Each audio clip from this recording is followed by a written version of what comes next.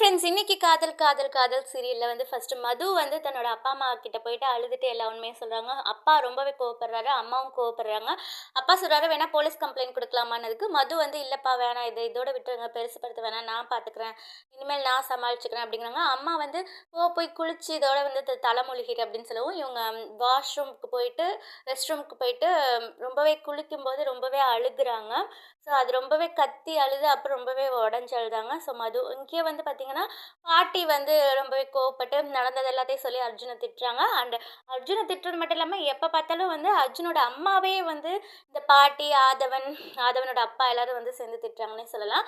So இவன் அர்ஜுன் வந்து வந்துடுறாரு. அர்ஜுன் வந்ததும் திருப்பி அர்ஜுனை திட்டி அப்புறம் அப்பா வந்துடுறாரு. அப்பா வந்ததுக்கப்புறம் ஸ்வேதா அம்மாவும் வந்துடுறாங்க. ஸ்வேதா அம்மா சொல்கிறாங்க, அண்ணா நீ சொன்ன மாதிரி அர்ஜுனை கல்யாணம் பண்ணி கொடுத்துன்னு. அர்ஜுன் திருப்பி திருப்பி அதே தான் சொல்கிறாரு, நான் மதுவை தான் லவ் பண்ணுறேன், ஸ்வேதாவை கல்யாணம் பண்ணவே முடியாது அப்படிங்கிறாரு.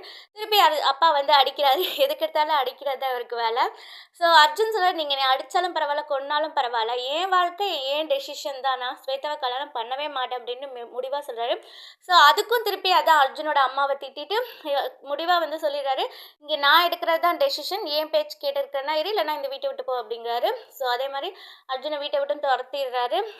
அம்மா சொல்கிறாங்க, அவன் எங்கெங்கே போவான் அப்படின்னதுக்கு உன்னையும் அப்புறம் வெளியே அனுப்பிடுவேன், நீனும் கூட சேர்ந்து போயிடு அப்படிங்கவும். ஸோ அர்ஜுன் மட்டும் தனியாக வந்து வீட்டை விட்டு வெளியே வந்துடுறாரு அழுதுட்டு. இன்னைக்கிட்டா வெளியே வந்தது தான் அவர் நல்லது அப்படின்னு தான் சொல்லுவேன். இனிமேல் அவர் வந்து மதுவை கொஞ்சம் கொஞ்சமாக லவ் பண்ணி மது கிட்ட வந்து இது பண்ணுவார்.